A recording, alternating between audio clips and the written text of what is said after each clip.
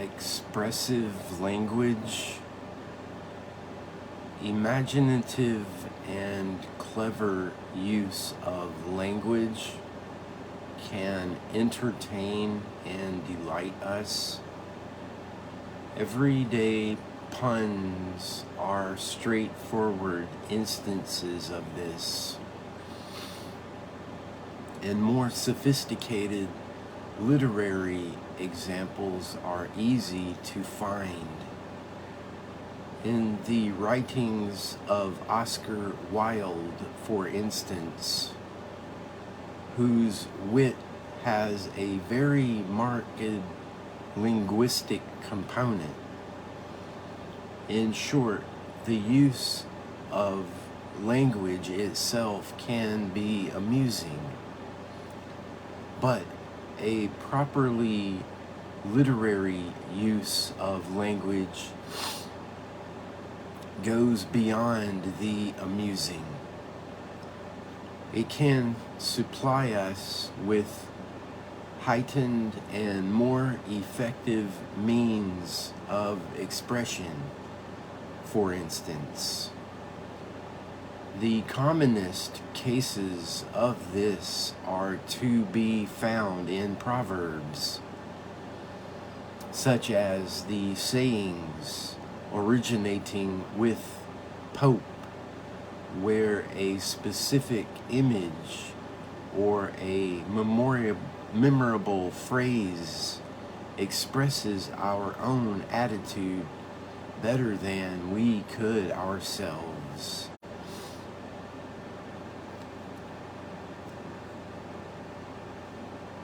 One of the commonest occasions for this use of poetic language in the history of English literature has been expression of religious feeling and sentiment. And there is a good deal we can learn about poetry and literature by thinking about hymns, psalms, and set forms of prayer. The Anglican Book of Common Prayer, written for the most part by Thomas Cranmer, 1489 to 1556, and the Christian Hymns of Isaac Watts, 1674 to 1748, and Charles Wesley, 1707 to 1788, are very fine examples of literary writing that is valuable from an expressive point of view. All three authors have provided generations of English-speaking Christians with the means of giving expression to religious feeling, as well as expressive phrases that have crept into the use of English more broadly.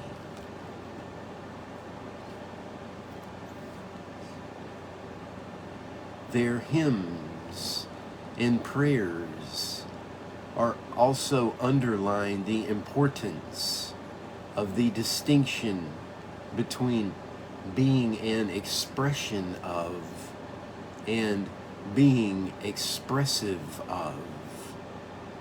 That was discussed in chapter 3. This is a distinction that specially needs to be borne in mind if the distinctive value of the literary arts is to be understood properly. Obviously, the beautiful and effective language of hymns and set prayers can express the religious emotions that are actually felt by the people who use them. It is doubtful, however, whether this is often their real function, because ordinary people only rarely feel the elevated and refined emotion that religious poetry typically expresses. Most hymn singers are not themselves mystics or even especially devout. Consequently, it is only on rare occasions that the hymns they sing express what they are actually feeling. More usually, religious poetry is expressive of religious emotion rather than an expression of it. The literary critic Helen Gardner makes this point.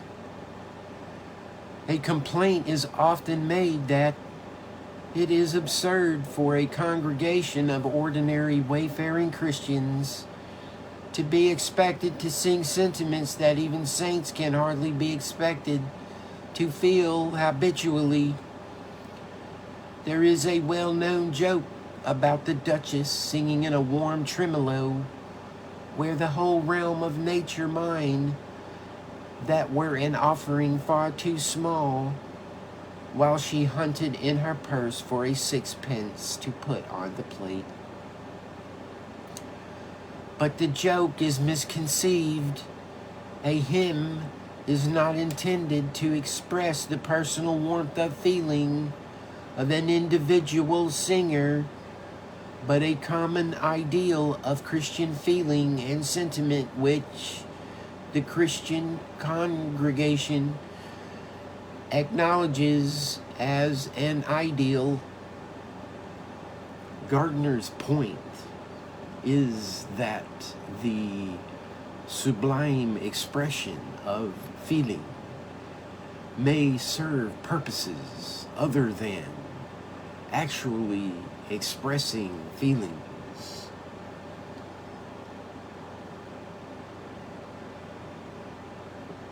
A hymn that is truly expressive of feeling enables ordinary worshipers to apprehend and understand something of the nature of Christian devotion, whether or not they experience these feelings of devotion within themselves on any particular occasion that the hymn is sung.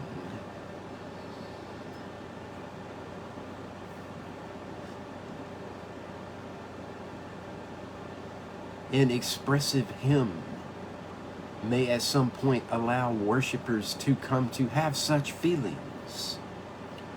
But whether it does or not, it can still provide a measure of insight and understanding in regard to those feelings. In other words, the imaginative expression of religious feeling and sentiment can supply something to the mind. This is not something peculiar to hymns or to religion. The same point may be made about other forms of expressive poetry. Much of John Donne's love poetry has an intensity which cannot be the standard for the much more mundane romances that most of us have known. To say, when thou sighest not wind, but sighest my soul away, would be affectation for most of us. But yet, even if we never feel such intense sentiments towards anyone, we can nonetheless acknowledge them as comprising a state of the human mind and from the powerful expressiveness of such a love poem, be led to a better understanding of that state. Similarly, First World War poetry, which includes both Rupert Brooke's patriotic fervor and Wilfred Owen's hatred of war,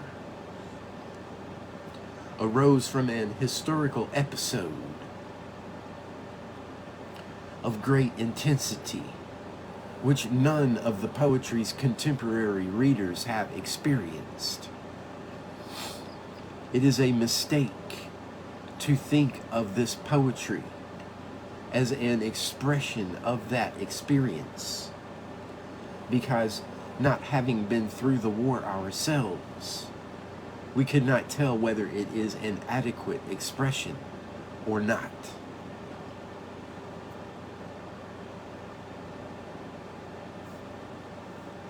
Indeed, even if we had been in the war, it would be impossible to tell if the poetry is an adequate description of their experience.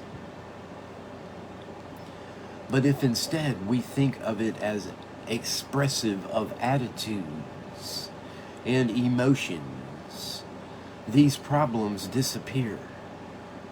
Its value can be seen to lie in and be assessed according to its power to reveal and make intelligible the experience of war. In short, we learn from expressive poetry precisely because it does not express anything we have ever felt. Poetic devices. The question now arises, how do the devices that expressive or lyric poetry employs succeed in enlightening us in this way? How do they direct the mind? In formulating an answer to these questions, it is useful to recall the parallel between art and logic that was considered in chapter 4. Arguments which are governed by logic direct the mind by steering our thoughts through patterns of validity, and the task of logicians is to devise generalized accounts of these patterns.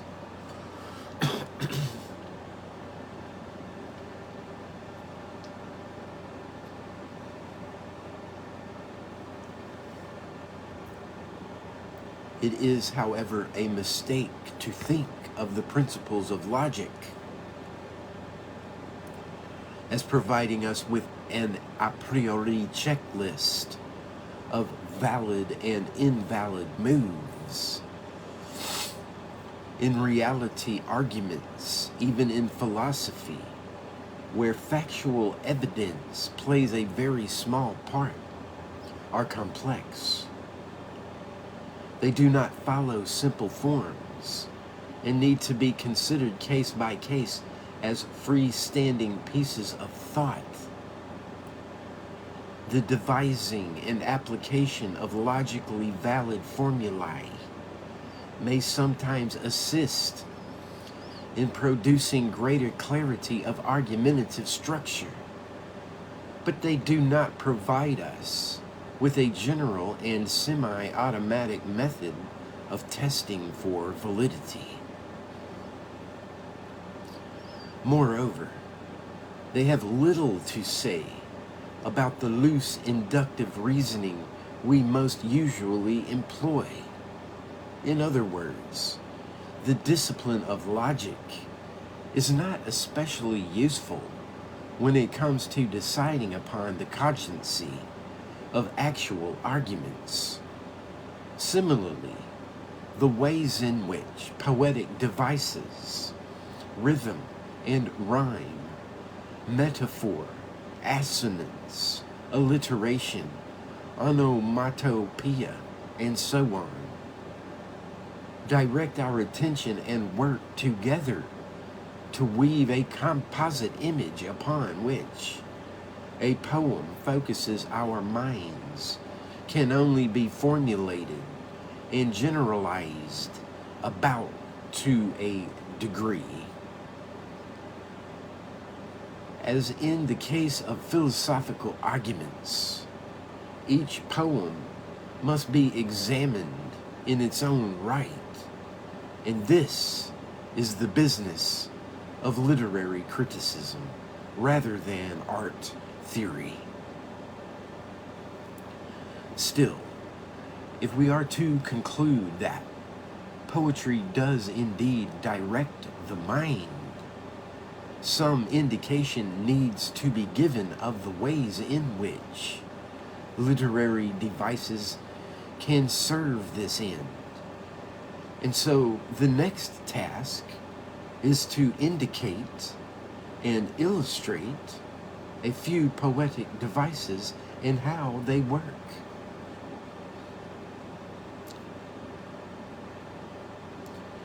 The first and most obvious of these is the use of sound and stress. Indeed, in the absence of any better definition, poetry can be characterized as the deliberate use of sound and stress in language. Although, of course, it is not only this. Just where the sense or meaning of a sentence lies is a very large philosophical topic. Using a distinction of the German philosopher Gottlob Frege, we may say that the meaning of an utterance combines sense and force, and it is not hard to see that the force of an utterance, and possibly the sense as well, depends in part upon stress and inflection. The simple sentence, "He was there," is an assertion or a query depending upon whether I raise or lower my intonation on the last word. Poetry works upon facts like these and uses patterns of sound and stress to oblige us to read and to hear a line in one particular way.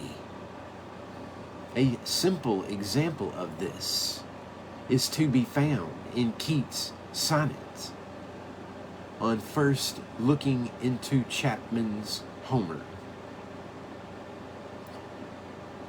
Oft of one wide expanse had I been told, that deep-browed Homer ruled as his demesne.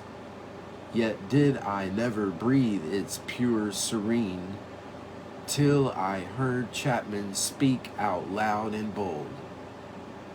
Then I felt I like some watcher of the skies, with a new planet swims into his ken. Lines 5 through 10. The first 4 lines here prepare us for the momentous discovery of Homer through the good offices of Chapman, and the placing of then at the beginning of the 5th line forces us to focus upon the culmination. To see this, compare I felt then. The effect is quite different.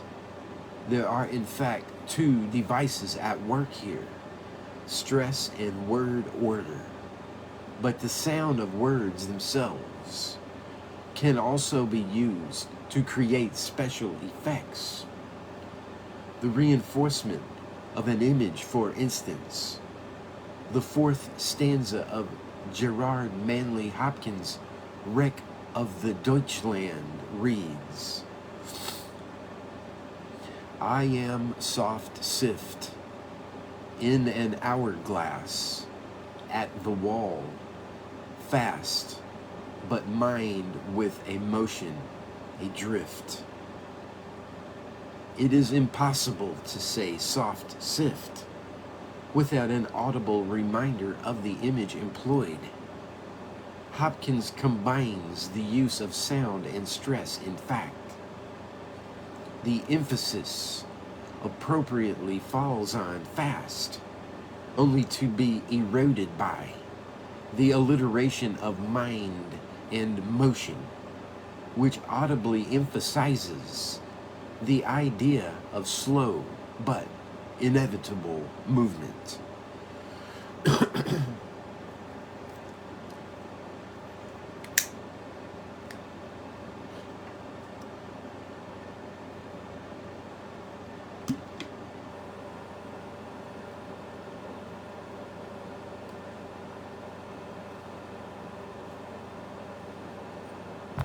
A second poetic method is what we might call wordplay. The distortion of language and syntactic structure.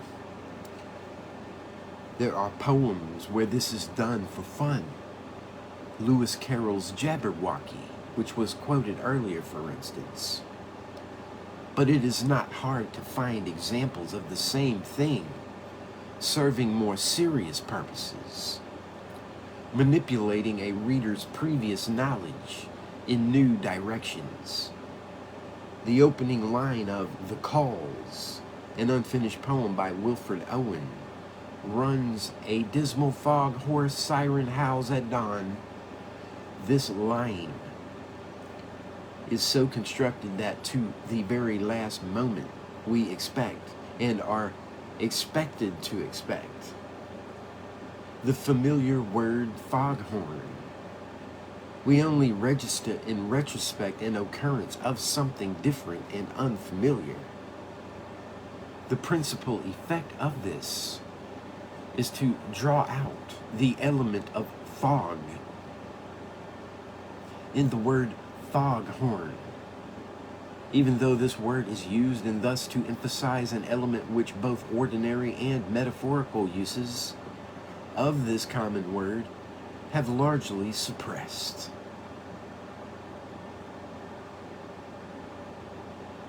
Foghorse is an invented portmanteau word which captures elements of two familiar words.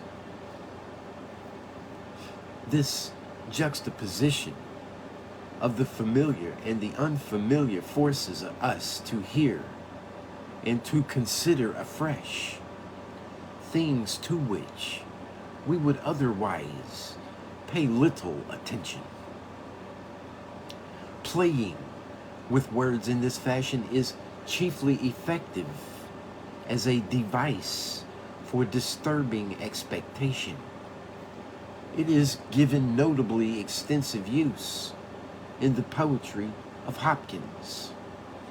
Hopkins does not merely combine existing elements in unusual ways.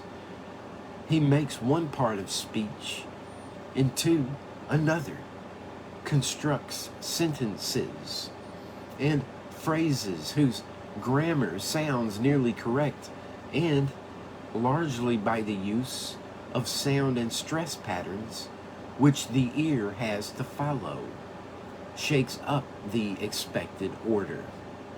For example, as kingfishers catch fire, dragonflies draw flame.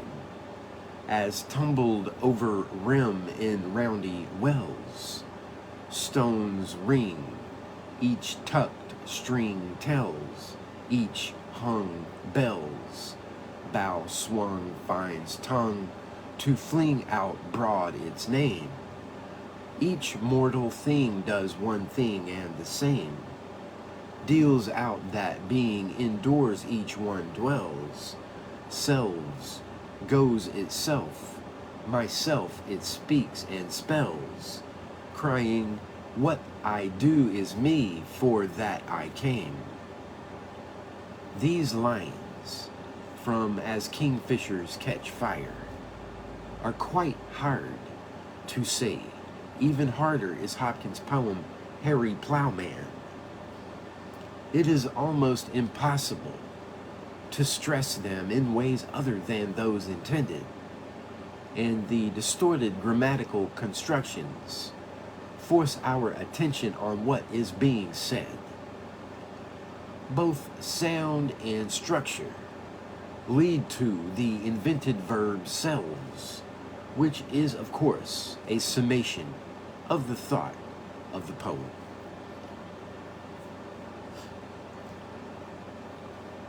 Grammatical distortion may also be used to enliven an image or mental picture. Here is Donne in The Progress of the Soul, describing the movements of the mandrake as it stirs from its dark and foggy plot. And as a slumberer stretching on his bed, this way he this, and that way scattered his other leg. This way he this is not grammatically correct, but for that very reason, highly effective in creating before our minds a striking picture of the first stirrings of the mandrake.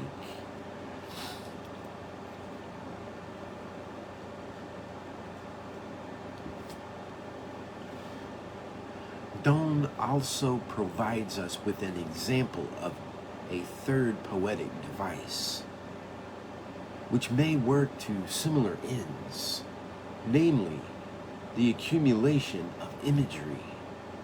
A poem can draw out or suppress the normal associations we make, not by wordplay or grammatical distortion, but by the systematic assemblage of unusual figures of speech.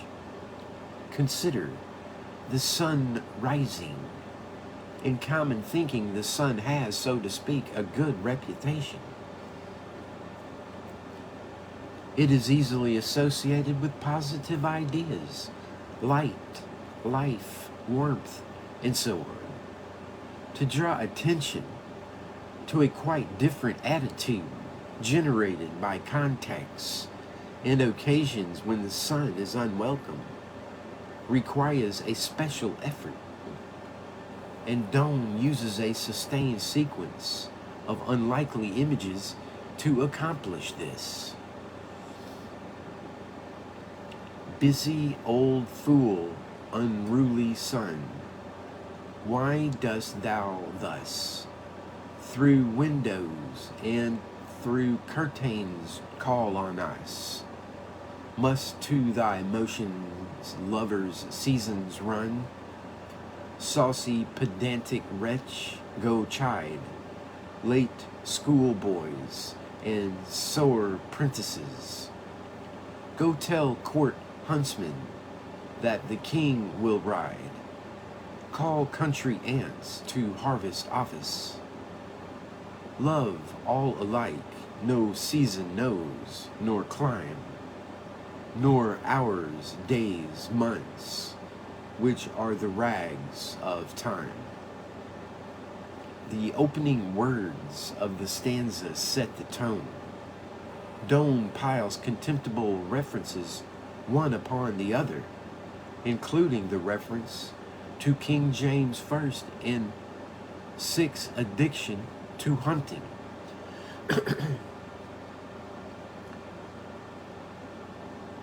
And the rhythm contributes to this effect by driving us through all these references to rags in the last line as their culmination.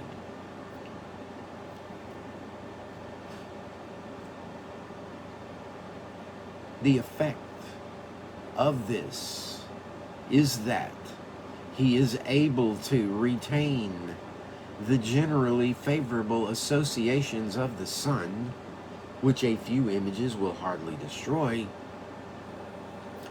while at the same time comparing it unfavorably with the relative value of his lover. So he continues, thy beams so reverend and so strong, why shouldst thou think I could eclipse and cloud them with a wink, but that I would not lose her sight so long? One final example of poetic method is often referred to as dramatic irony, but it is more instructive to call it multi-layered representation. A multi-layered poem trades on another familiar feature of language, ambiguity, and the possibility of multiple interpretation.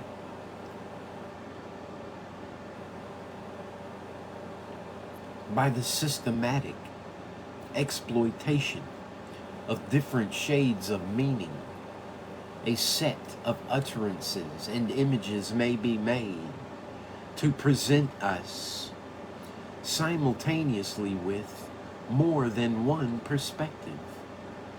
Something of this sort is to be found in the lines quoted from Eliot's Portrait of a Lady. But a more sustained example is Robert Browning's My Last Duchess. This poem takes the form of a monologue by the Duke, as he shows an unnamed visitor a portrait of his now dead wife.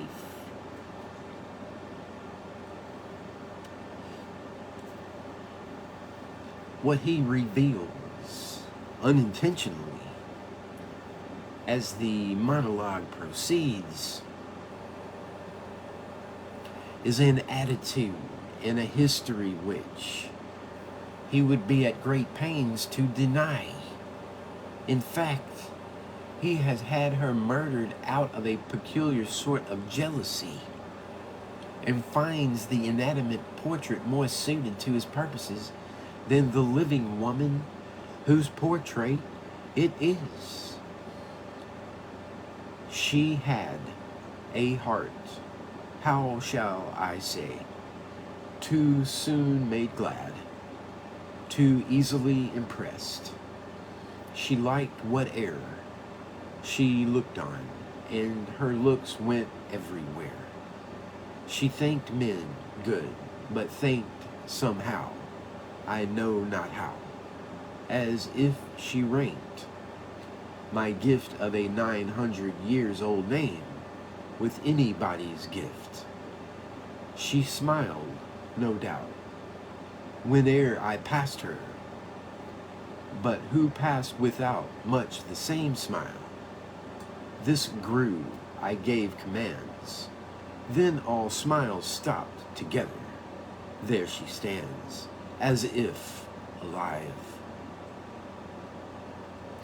In the course of the poem, Browning manages to represent the Duke's thought in language which reveals an external perspective on the Duke's attitude and conduct, from which his motivation is mad. In the same time, the Duke gives us access to the internal mindset from which his own mad jealousy seems eminently reasonable. The deliberate employment of multi-layered language is doubly revealing of the Duke's mentality, and in this way provides us with a more rounded understanding of a certain sort of mentality. We see both how it is and how it feels. The use of sound and stress, word order, the distortion of grammar, accumulation of imagery, and construction of multi-layered language are all devices by which poetry may be said to reveal or show things, analogous to forms of reasoning by which an argument might show or an experiment uncovers something. There are, of course, important differences, but it does not seem misleading to describe the devices identified here as means by which the mind is directed.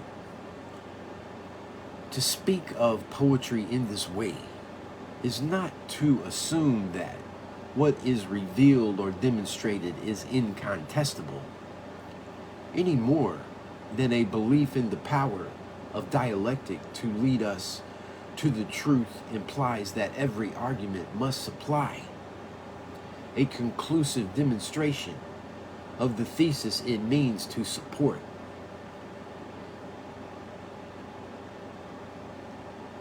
We can be led in many different and competing directions by arguments and experiments which all claim validity. And so too we may expect poetic revelation to throw up a variety of images for our consideration. But enough has been said to establish the claim that poetic form is not just an agreeably ornamental way of saying things whose truth or substance is to be established in some other way. The relation between what is said in poetry and how it is said can be more intimate than that.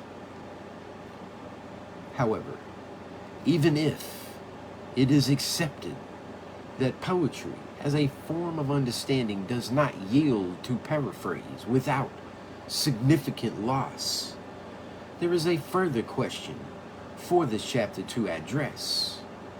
Can the same be said of other literary arts? The poetic forms described and discussed so far are closely connected with poetry, narrowly understood.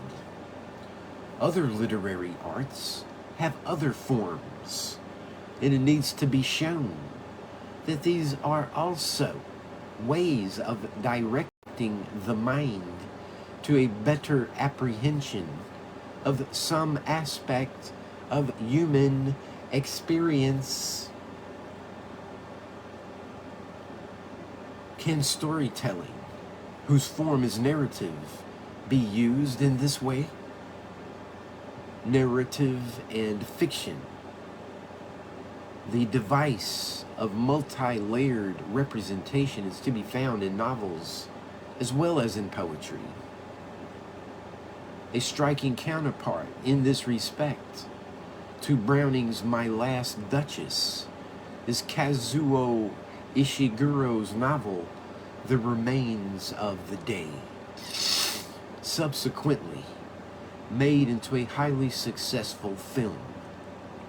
Ishiguro's story is set in the England of the 1950s.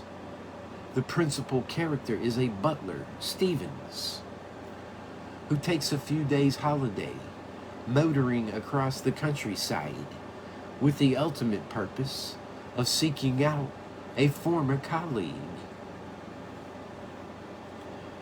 The journey provides the occasion and the context for extended reminiscence of previous, rather more glorious periods of service.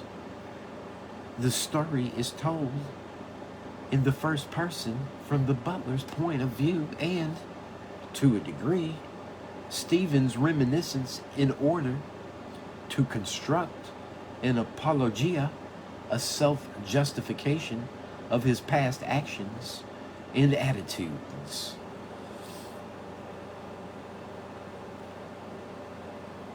Nevertheless, in the telling, the reader is led to see the butler's life from several different points of view.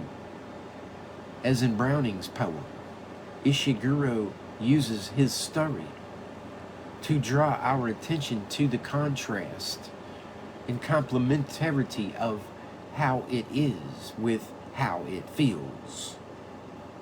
One of the most notable instances of this is the butler's recollection of the night his father died. Also, the night of a major social event in the household.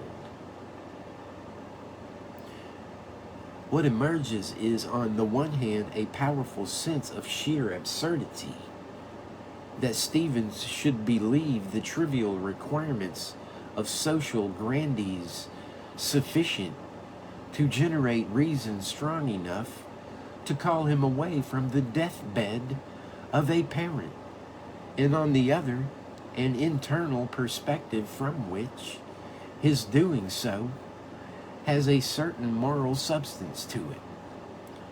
Objectively, how it is.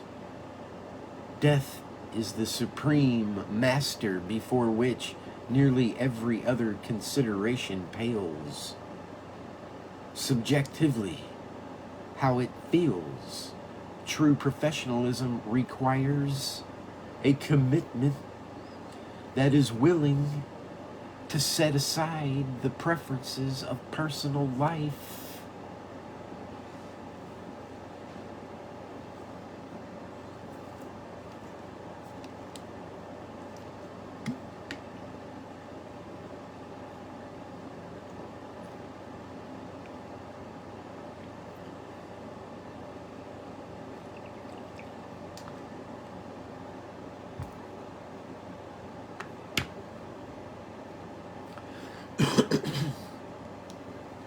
Some of the other devices which typify poetry can be found at work in novels. But here the devices take on a special role in contributing to the business of storytelling. There is something comparable to Doan's accumulation of imagery in the opening pages of Dickens' Bleak House. As is well known, the plot of Bleak House revolves around a law case of great complexity that seems to have been lost permanently in the labyrinthine structures of the English legal system of the 19th century. The result is that none of the parties and their lawyers understand any longer what the legal point at issue is. The novel's second paragraph begins, "Fog everywhere, fog up the river, where it flows among green aites and meadows, fog down the river, where it rolls defiled among the tears of shipping and the waterside pollutions of a great and dirty city, fog on the Essex marshes, fog on the Kentish heights, fog creeping into the cabooses of collier brigs, fog lying out on the yards and hovering in the riggings of great ships, fog drooping on the gunwales of the barges and the small boats, fog in the eyes and throats of ancient Greenwich pensioners wheezing by the firesides of their wards, fog in the stem and bowl of the afternoon pipe of the wrathful skipper down in his close cabin, fog cruelly pinching the toes and fingers of his shivering little princess boy on deck, chance people on the bridges peeping over the parapets into a nether sky of fog, with fog all around them." Dickens pursues this compelling description of the physical condition of the river into the surrounding streets, to Lincoln's Inn Hall, and finally into the courtroom. As he does so, he converts, almost imperceptibly, the literal fog of the river into the metaphorical fog of the court case. Never can there come fog too thick, never can there come mud and mire too deep, to assort with the groping and floundering condition of this high court of chancery. The fog, both literal and metaphorical, occupies several pages during which a single master image of enveloping obscurity is created before we reach the first spoken words in the story. From the Lord High Chancellor who sits in the midst of the mud and the heart of the fog. Thus Dickens obliges us to take a certain view of the venerable legal persons and procedures with which he is concerned. The example from Bleak House shows that imagery in narrative can be used in a fashion similar to ways in which poetically constructed lines can. This is not surprising. One of the narrative's distinguishing features is that it presents material in an order, beginning, middle, end. Accordingly, just as a poet may use sound and stress to get us to hear and understand words in a certain way, so an author can construct a story that obliges us to attribute a special significance to the events related. Moreover, this can be done in ways peculiar to narrative that have no obvious poetic counterpart, ignoring the complications introduced by the hybrid epic or narrative poetry. For example, an author can choose to keep the reader in ignorance for a time and thus let the relative importance of events emerge in a striking manner. The denouement of a story can cause us to reinterpret earlier episodes, to see in them a significance we did not see on first encounter. In this way, our understanding is positively directed by the structure of the story. All sorts of devices of this nature are available to the storyteller.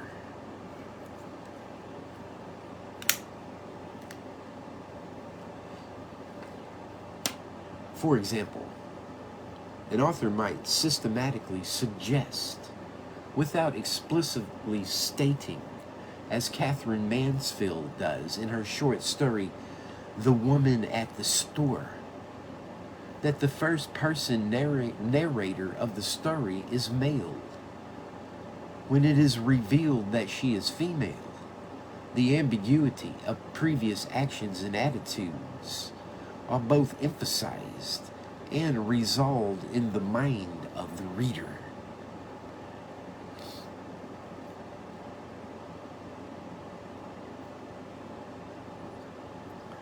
Devices of this sort can be used to various ends. Storytelling is probably the oldest and most persistent form of entertainment.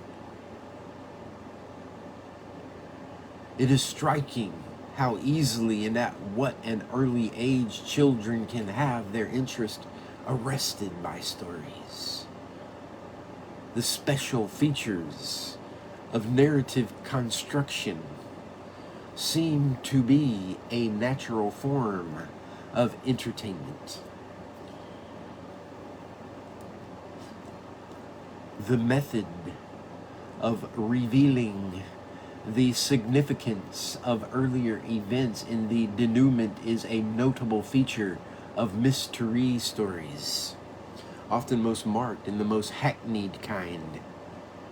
Agatha Christie, whose stories have no other evident literary value, used this device again and again to entertain the reader by having Hercule Poirot or Miss Marple reveal all.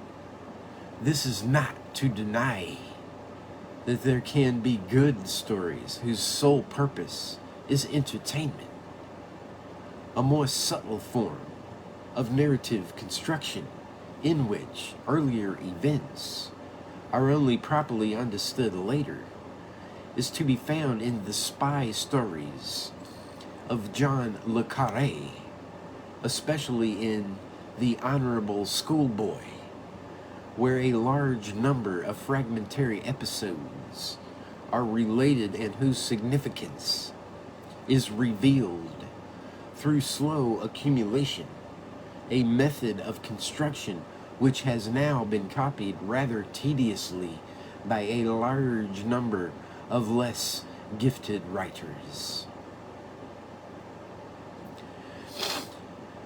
Stories can be moving and deeply captivating as well as entertaining.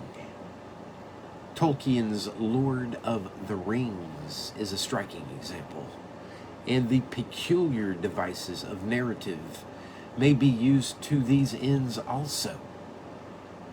But narrative can do more than this, because it has the structure of beginning, middle, and end, and is a work of imagination.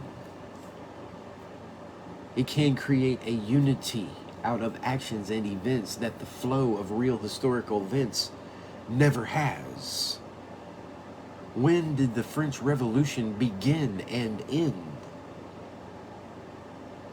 This is a foolish question from a historical point of view, even though there will be some wrong answers, because a historian may find significant historical connections before and after any dates we arbitrarily designate. But a novel has a beginning and an end, though not always an ending. Some stories are open-ended, and there is no earlier or later into which it might be extended. Similarly, there are no facts about the characters or events other than those the author chooses to invent. The world of the novel, unlike that of the history book, does not go beyond that which it contains.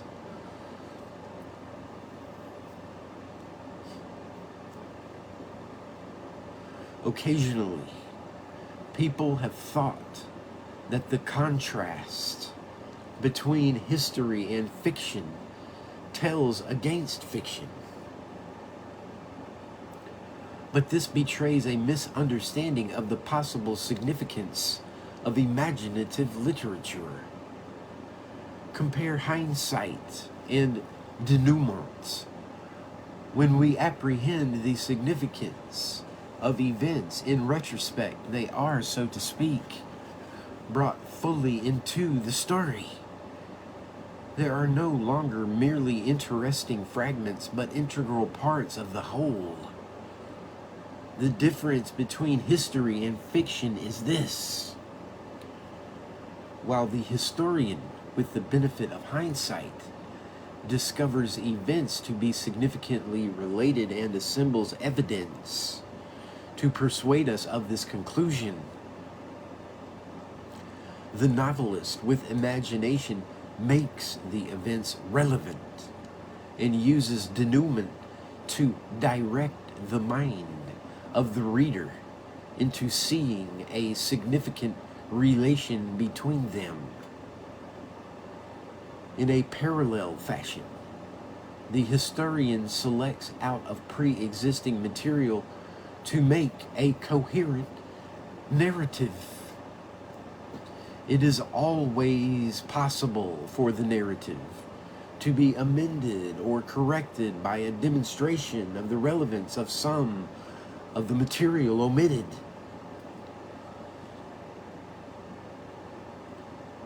But nothing of this sort can happen with a novel, however flawed it might be.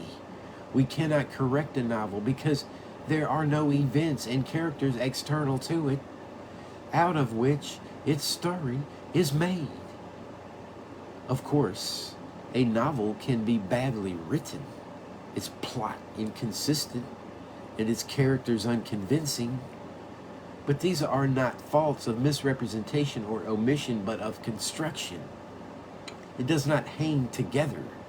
It does not therefore impress upon our minds a single image or set of interrelated images. If this way of thinking about novels is correct, it may prompt yet another doubt about whether works of fiction can enhance our understanding of human life.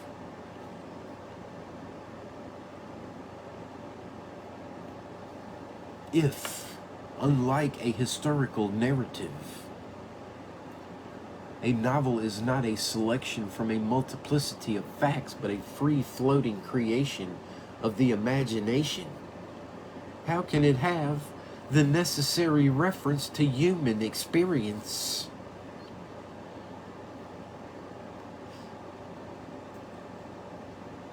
The answer to this question has already been surveyed in an earlier chapter. We must think of works of art as being brought to experience rather than being drawn from it. This is not meant to imply that the author works in a vacuum. It is obvious that in realistic as opposed to fantastical stories, constraints operate that reflect the way life is. Nevertheless, a novel is not to be thought of as providing us with a faithful reflection of experience or a skillful summary of it, but as obliging us to view some aspect of experience through an image which allows us to attain an illuminating perspective upon it.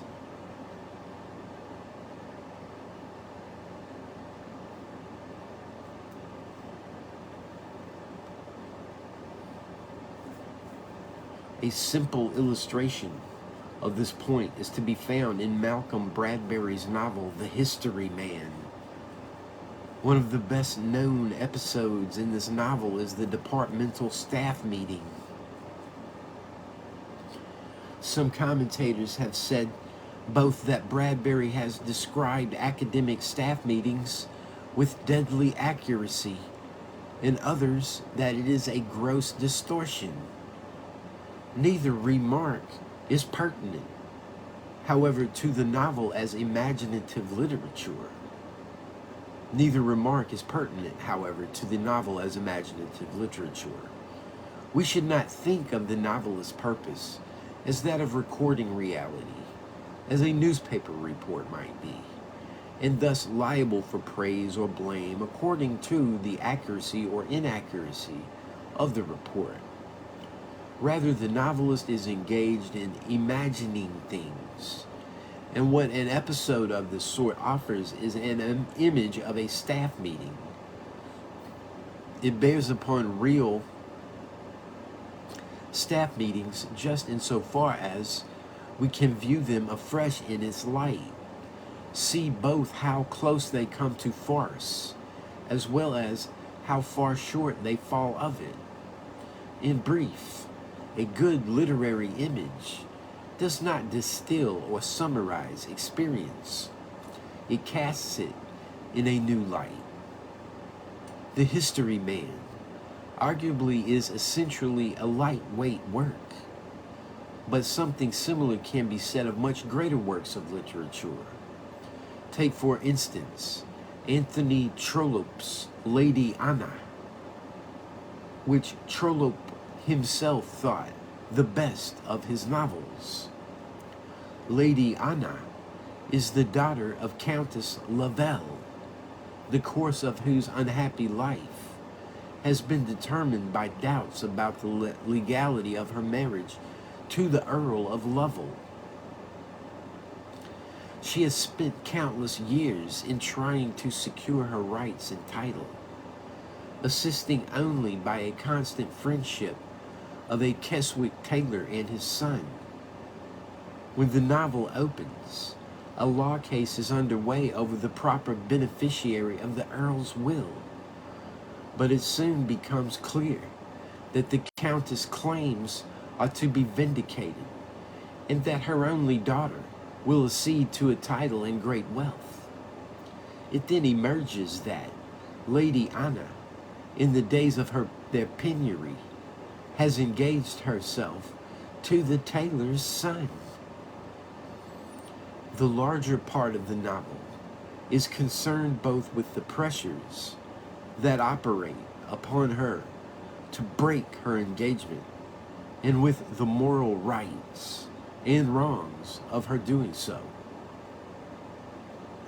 However, the story is not simply an occasion for airing views about the individual in a class-structured society, though there is plainly an element of social comment, if only in the fact that Trollope represents Anna's disregard of social sentiment and convention sympathetically, a fact which partly explains the poor reception Lady Anna received on publication.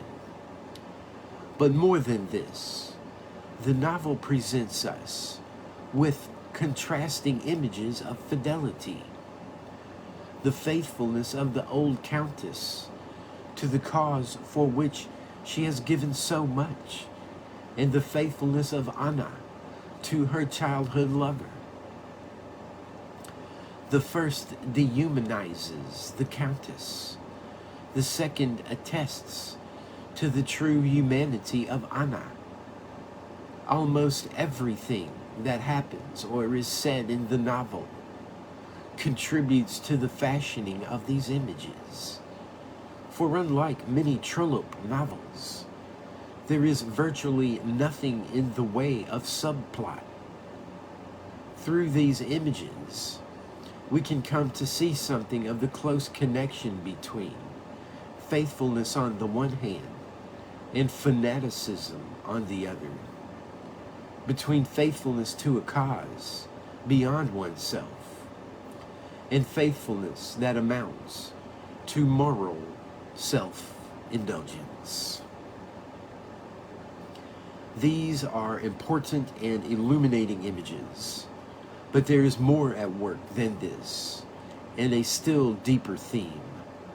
Throughout the larger part of the novel, Anna has a choice to make. At the same time, the final result is never in doubt.